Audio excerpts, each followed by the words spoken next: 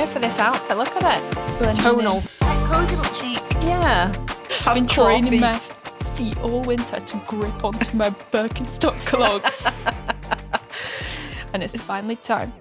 Welcome to The Vault with Financial. This is a safe space where we talk all things life and money and no topics are off limits. It's holiday season and I've got a controversial opinion. Ooh. Airport money is not real money. True. In every sense of the Everyone word. agrees this is not controversial. We're all on team. What is it about airport money? The minute you walk through security, you're just like, take my money. Yeah. I will pay £3 for a bottle of water. I will pay like £12 for a Scan my sandwich. boarding I don't know what pass. you're talking about. Like, I feel like it's very real and I get very upset about all the prices. You don't like buy Maltesers for £5 a pack and No, think, I turn into my dad. I'm like, bloody ridiculous, that. Like, Dad should be paying. dad. That's what parents pay. Is that not true? I was thinking about this weekend. I was thinking, when you get a bus or a train, you don't have a duty free. Like, there isn't. You should.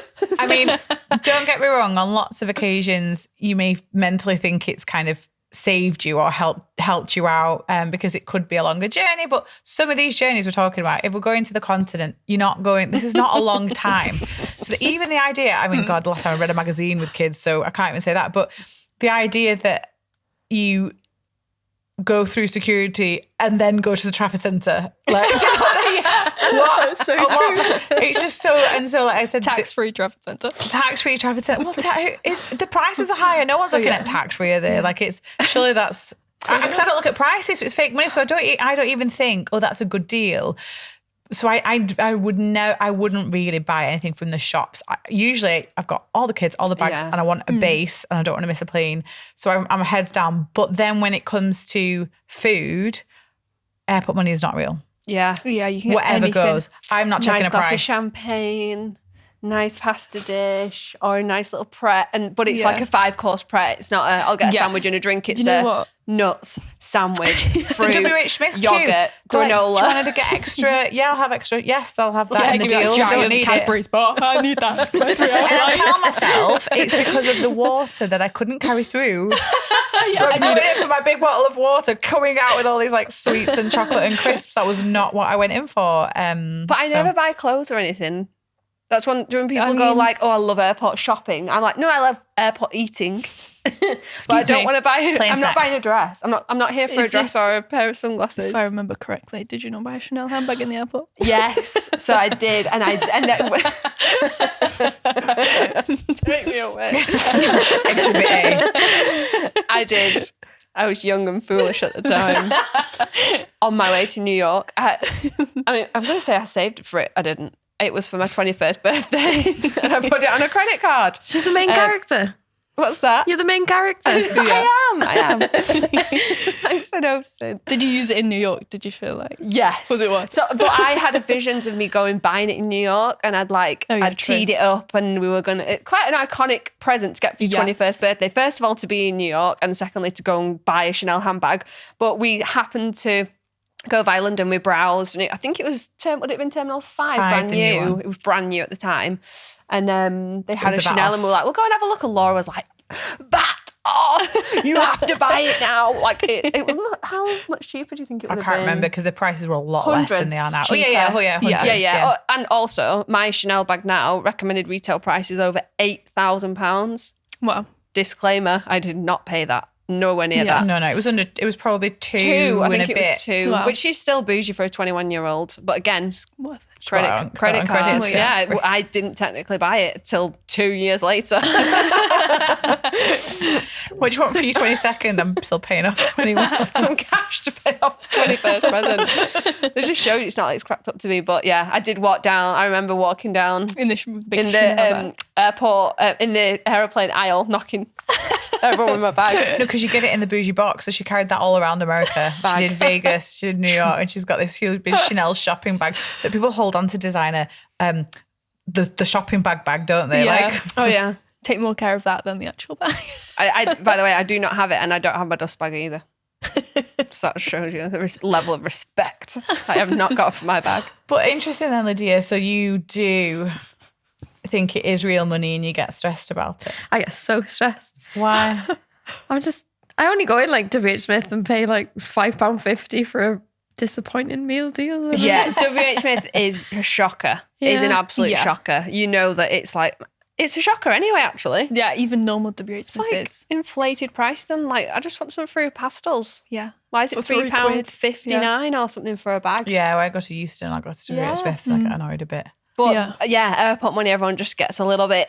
Ooh, everyone's just so excited. Yeah. I saw a TikTok the other day. A Canadian guy was like, "What is it with you Brits? As soon as you walk through security, you're like, like he said there was a woman sat on the plane and she's like 9 wines in. He was like, "We're only going to Greece." I'm on and my she's holiday. 9 wines in and she's like, "I'm on my holiday.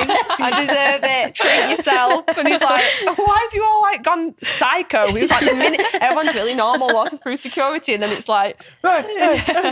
But the flip side to that is the pre-holiday stinginess on your seats and your bags. And so this is like you're willing to not sit with your friends because we're not paying for seats. We're not putting a luggage underneath. We're putting it up top or we're doing whatever. I'm not paying for a meal on the plane. Then you buy a meal on the plane.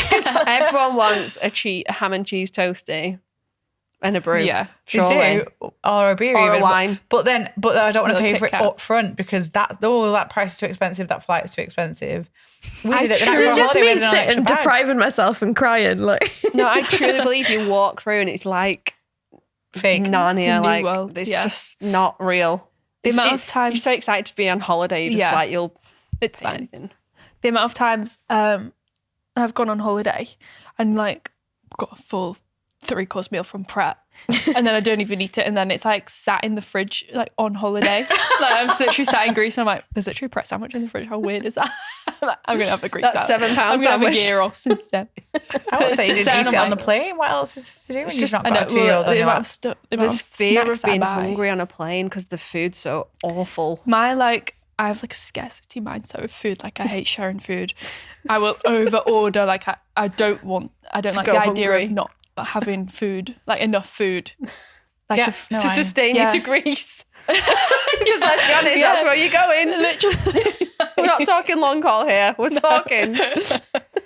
But I am super grateful of the holiday sinking fund though because Yeah. that's what I use Yeah. then in the airport for foods Yeah. and stuff. And I think maybe Can go bougie because maybe you- Lydia, let's have a look at this travel fund and let's make sure that on the next trip to the maybe airport. just try relaxing. But I feel like you can't. It's hard to relax if you feel like you're being if it's duped. but if it's your Yeah. money and if it's like if every penny is really needed, for example, because you've not got a sinking fund for it, then it's like the balance going down, Yeah. down. Yeah. Hungry. I don't see the balance going down because it's from a pot, and that feels a lot better. I can imagine it does feel stressful. I hate that you're trapped. They just take it. It's like at festivals or whatever. Yeah. They're just like you're just taking advantage that I'm trapped in here. It's like, it is absolutely ridiculous. Like I said, I'm like this water thing, this liquid thing. Was this? It's changing. Isn't Because- it? Scrap Is it this year. changing? It Changing. depends. Manchester behind, Yeah. so you have to. Shock of my life. Yeah. Message to you, Manchester Airport. Shocking. Yeah, like Do you people can take them through now. the pre-made sandwiches on a plane? That's kind of psycho, isn't Take it? a packed lunch. We did this time. I'm Sorry, did you do that? brand new. We've never new done to it the before. Never done it before, and I'm so glad we did. But Yeah, it's a good idea. at the gate, I wanted to open mine. so I was like, In the security queue, like, "Are we doing the food yet?" Or like because they know it's for the plane. So food isn't usually great on the plane, and so the fact that you awful. can have your own like crisps and sandwiches, and I would do it again. It was worth it. you I can need make to do it yourself like 'cause a of- bougie sandwich that you would literally pay £7 for in Pret. I would do remember because Yeah. I'm gluten free, so I really struggle to get anything on a plane that's of any substance. And when we were flying back from Spain, I was like, I'm gonna make a sandwich. So if you imagine it was a 5-star hotel, amazing luxury buffet lunch. So I was getting like took a Serrano Tupperware. ham, like I made the bougiest sandwich. If I'd have made that Charcuterie sandwich board. by myself, it'd been about 40 quid. I was like 4 types of ham, like the cheeses, like char grilled peppers, pesto, like on a gluten-free big sourdough thing. And I took it on the plane home and I was so glad I did. That's a really good idea. So that's a hack for you all. One time we took a gyros home. What? No. Were you there? He was like, can you bring me a gyros? And we were like, yep. That's the strangest thing. I know. Was it safe? I don't know. He was He fine. has no standards. It's still here. He has no standards. I also lean onto the holiday thing and like making the sandwiches and whatnot. I do take a Tupperware on holiday For what? For the buffet for the kids, buffet yeah. breakfast Oh, really? to feed the For the kids. kids, I Because was like, the minute you walk out the minute you walk out the breakfast hall 2 minutes later, it's like, I'm hungry. Yeah. Like, But there was this like beautiful arrangement of foods that they like walked past and didn't yeah. Oh my God. have, They had, I don't know, like Nesquik or something for the breakfast. Yeah, they just want to go in the pool. And then, Do, but then 2 yeah, minutes but then later, they're hungry. they want the good Yeah. stuff. So I would always take a Yeah. Tupperware. I was always wrapping up bread rolls in napkins. like- Literally that. But take a Tupperware, just be bold with it. Like, I think if you Commit. walk around with a Tupperware and you're just like, So we have some people that we went on holiday with. Loads of families went away to the same place, and some of you listen to this podcast. So some of you missed breakfast, and I cannot comprehend panicking. I know what you're talking about. as well. families that if the kids are still, which I've done. Firstly, great that the kids lie in because wonderful. Will Great for you. Great for you. But secondly, the stress of you've paid for breakfast, and it's like, do you want me to bring you something? So like next time, if this happens, I might take an extra Tupperware for them and be Yes. like, "What's your pre-order? Because we've paid for this." Yeah. Yeah, they were quite relaxed. They were just like, Yeah. Because then, if you're going down to the pool like 11, what are you eating? Can you last till lunch? Like what? Yeah. I am hungry We for did them. that. I did my like first ever all-inclusive holiday last year. oh God. You survived. And Alex was like, yeah, we don't need to get up for breakfast. I was like, excuse me. I was like, I'll be the first there. We Want a have fresh paid pick of the for bunch. everything. Like, I want the nicest things. They're going to like run out of Nutella or something. Do you know what I mean? You got a backpack lined with plastic. Like, Yeah. It is expensive. I'd never You experienced paid that for it. before. It was a sensation. It's also the crazy combinations that you see people having as well in an It all-inclusive, was like sausages, waffles, and Nutella. Like, maple syrup pancakes. with a melon on the side, Yeah, all hash brown. mixing. When I went to Hong Kong, I think I literally had dim sum and baked beans. I'm joking. It's a free for. Oh my God, dim sum for breakfast. Obviously, I'm going to have Heinz beans and sausages. Noodles, yeah, and, I would do and that. noodles. Yeah. That's incredible. Holiday money, airport money, Yeah. all pretend. The It way is. you feel better Monopoly about money. it is plan a little bit and take a Tupperware. Yeah. Yeah. I like it. Okay, dilemma time. Should my husband stop lending his parents money? My husband has lent a substantial amount of money, amounting to thousands, to his parents on several occasions. They always claim it's to cover bills, so he feels obligated to help. To their credit, they do eventually repay us, but not before spending money on outings to coffee shops, restaurants, and unnecessary purchases.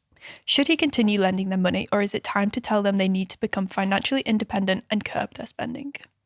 Imagine you telling your parents, you need to become financially responsible and curb your spending. You can't even imagine that conversation happening in that way. But they need to get the money shit together. Yeah. Really. They cannot be relying on the son. And it's usually the way around, should we say. So this is a unique one because usually it's the parents being like, I'm having to like sub Bank my of mum and kids. dad. Yeah, bank of mum and dad, absolutely. So when it's the other way around, Role it feels reversal. worse because the roles are reversed and usually you're so reliant on your parents. But to have your parents reliant on you to close the gaps every month, oh yeah. And when you're married as well, like that's your new family. So money that is in the family is for the family. If you've got children, it's for the children. If not, it's for you too. So there's this really interesting, it's complex. It's complex because like your parents have helped raise you and look after you and, you know, probably spent a lot of money on you. But you do have to look after yourself. So the idea is also your in-laws, you know, obviously she's the one that's written in, you know. Yeah, is he not finding it a problem? Is he just like, yeah, it's fine, subbing mum and dad? Maybe. And she's like in the background, not very happy about it. Either way, it's not good. You can only do this for so long. How long do people rely on friends and family to... It's a line of credit. Yeah, There's literally. a difference between being also reckless with your spending and not spending what you've got, and there being a bit of a gap. And I think it's really important for people listening to this to think that through. Picture two different scenarios. You've got one scenario where mum and dad have high expenses, but they're not frivolous. It is the cost of living, stroke other expenses that come up, maybe poor mismanagement in the past, but they've got to a point where they struggle every month. And so whenever anything big happens, they've struggled. And then you could have a scenario where son and wife are in a really good place financially. They've got cushions, they've got access to emergency cash. And so there's one scenario here, which is we should be helping parents. Maybe we should be helping them by giving them money. Like after all, they've given us back. Like that's a lovely thing to be able to do. The other end is they've using their son and his wife, not just son, as a line of credit. Like, constantly not managing money. Every time they want something new, they kind of borrow the money, they pay it back. We've not got an issue of unpaid debts. There could be a scenario where they don't end up paying it back, in the future. But for now, they are doing it. So it's kind of just more of it's a behavioural her, thing. isn't it? A bit. Yeah. She's like, hang on a minute. Like Are they just going to expect this now? Yeah, why should we keep doing it? What it could be holding them back from doing something financially because and it's just not a good vibe to borrow money between family members consistently as well. There's always a one-off. Like there will be a one-off in life where I might have to go to my family for money, and I know that I'll get it because it's not that I'm reliant on it. I mismanage my money, but some people literally just use it.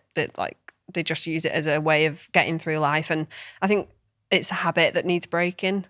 I don't know, is she a financial community member? She might be, this might irk her more because she's like, it's not how it's supposed to work. Whereas other people, it's very normal to lend money to family and friends every month. Yeah. Like back in the day. Yeah. Oh, no, definitely. That's how people survived, didn't they? Yeah. Yeah.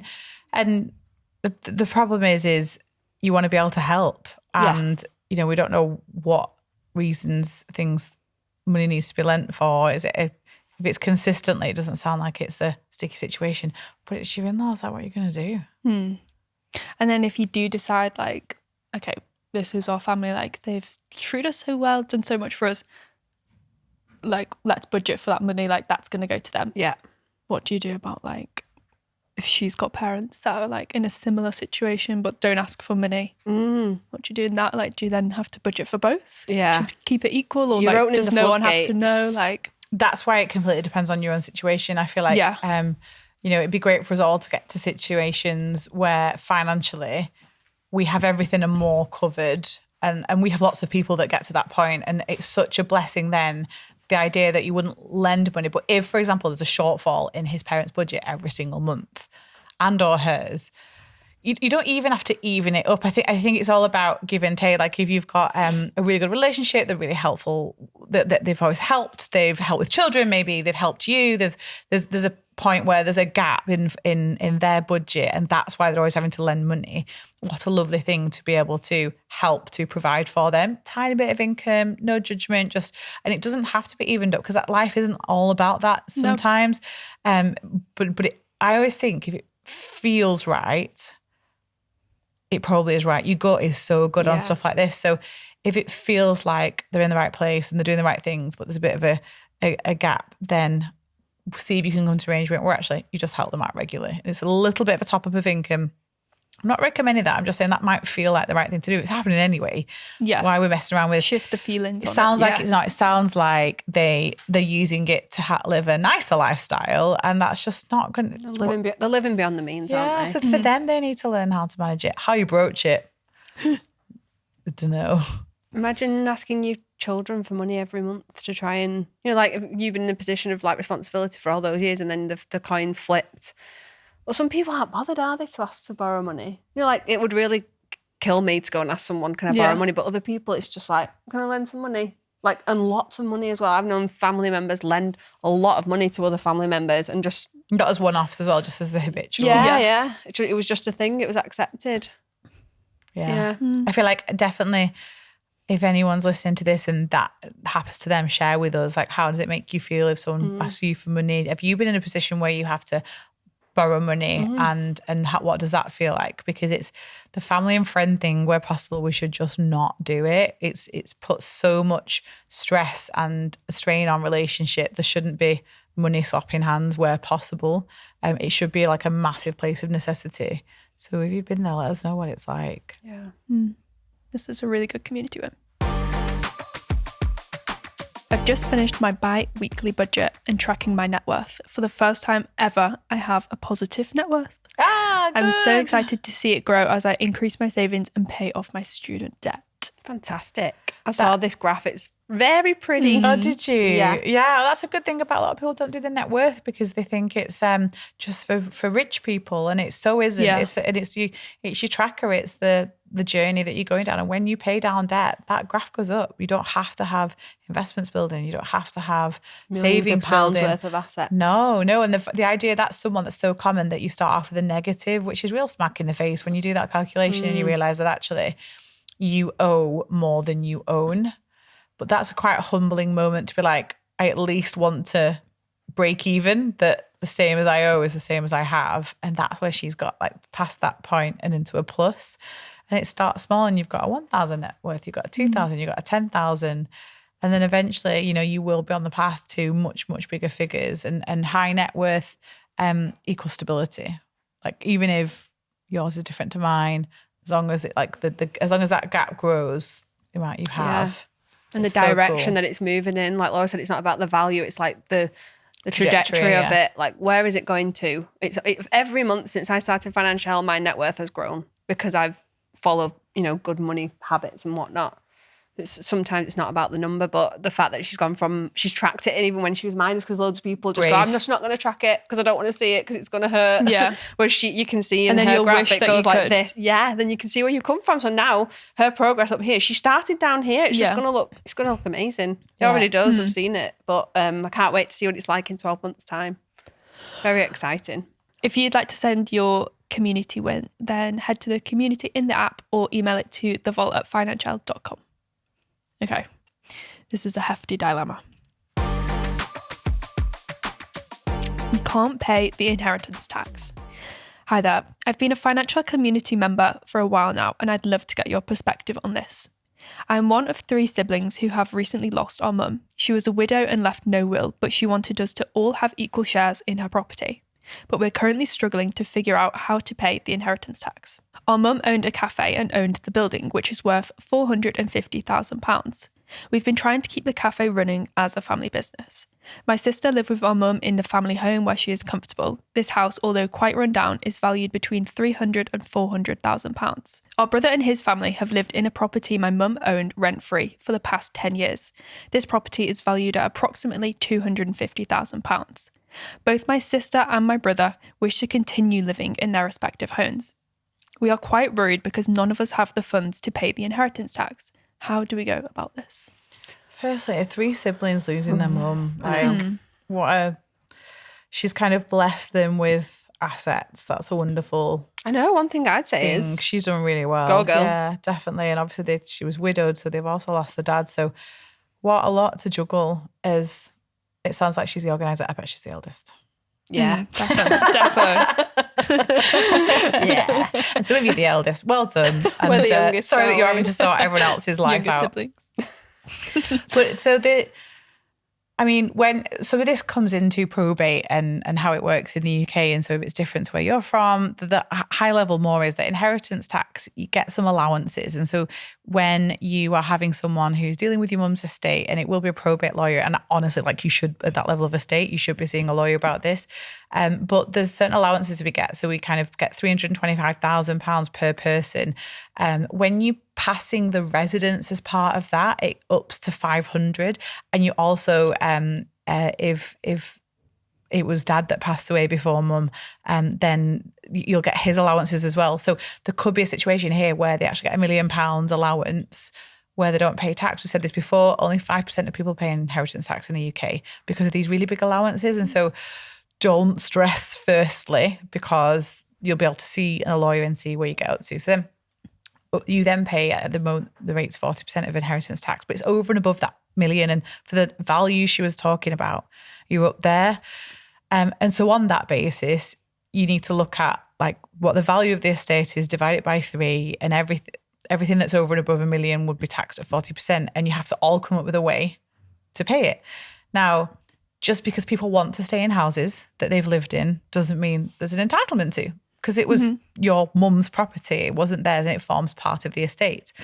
And so it may be that if people want to stay in those homes, they get a mortgage on the homes to cover the amount. It might even be a loan at that level. And again, would never advocate taking out loans, but this is a situation where you want to stay in that house and you've got an asset, so it's kind of like a mortgage. And so explore that, understand from the lawyer how much tax is going to be paid per person and what do those people have to do to kind of get that out the property. Because if they can't, they'd have to sell the property. Like you don't have a right to stay in a home that, as far as I'm aware, all the allowances I've ever seen, you don't get to say, but it's my home, can I stay in it and not pay inheritance tax? You have to find a way to pay it. So I think you definitely need to take advice on that bit and come up to a solution between siblings. The interesting one as well, though, what do you think about, what did she say about the cafe business? Because there's the freehold. Yeah, so the mum owned a cafe and owned the building as well, which is worth about £450,000, and they've been trying to keep the cafe running as a family business. Do you think there's a pressure there to do that? She's saying trying to keep it running. Yeah. I feel like it's also really important we don't feel pressured to run mum's cafe. Yeah. No. Like it's different if it's your thing and you were part of it. But do you agree? Like it's, if you weren't in the decision-making part of that, if it was just like a pipe dream from the mum that like, oh, we'll keep it in the family, or you feel guilt. Like a lot of people feel guilt when family members pass away that they need to keep the spirit alive by taking on certain tasks that person was doing, or a business that they built, not letting it go, because so much judgment, isn't there, around family businesses that get passed down and then they're not there one day and everyone's like, oh, the son ran it into the ground. Like you've heard that type of terminology before. So I think trying to avoid that. But I feel like we've spoken to a few community members whereby certain family members are living in certain properties of the people who've died, and obviously they don't want to move. They've created a very not cushy life for themselves. They might pay rent to the family member or whatever, but trying to remove a family member from a home is always going to get someone's back up. With the business, if that's an option, and to kind of park it or leave it as the mum's legacy. I mean, I can't imagine having to run her business when she's just passed away as well. Like unless it was something that they're really invested in. I think selling the business is an option as well, because we've not talked about the value of the business. We've talked about the value of the freehold. And yes, again, whilst there's inheritance tax, but that the business could be worth enough cash to pay the inheritance tax. There's value in a business. And that's the mathematical answer. But yeah, the more sensitive answer is don't feel pressured to do something or run a business just because your mum did, because we're all our own people. And it could be the making of you, and it could be growing into something really wonderful. But if it's not, then don't feel pressure to do it. But that could help with cash. So, any final words? I feel like families and money. This episode has been about families and money, and I just would recommend people talk about it a bit more. And I also feel like the more you have your financial shit together, it helps make those more delicate conversations much easier, because people aren't desperate. People aren't they've got cash if they need to pay for things like inheritance tax, which, as I've said, minority of people actually end up paying. But also making sure that when you're navigating situations like that, a financial advisor or a lawyer or both in this scenario, just like you're dealing with a lot of money. And I think lots of people, especially if you're not from money or if you're not used to that amount, feel like it's a lot to pay for. But the advice is to help, optimize that scenario. Yeah, and then you're paying for an expert to come in, and they can take away the emotional side of it as well, which is invaluable. That's all for this episode. The Vault is now closed. Just a quick disclaimer, The Vault is just a chat around life and money topics, and we are not giving financial advice.